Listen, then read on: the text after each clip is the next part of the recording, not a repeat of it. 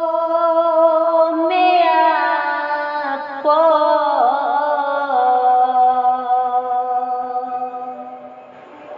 कि अपनों में आपन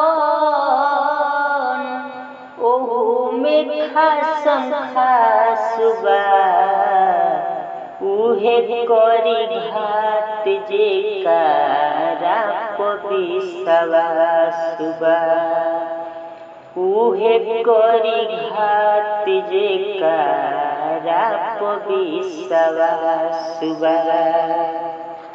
हे रावण न कोइले विभीषण पसंका एही से नजर गइले सोनावा के लंका हो एही से नजर गइले सोनावा के लंका। हे रावण न कोइले विभीषण पसंका एही से नजर गइले सोनावा के लंका। मरि गइले रावण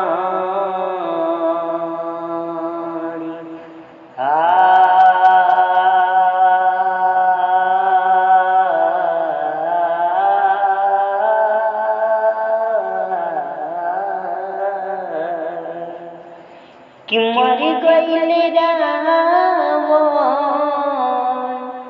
मरि गइले रावण गवाह इतिहास बा उहे करी घात जेकारा विश्वास बा उहे करी घात जेकारा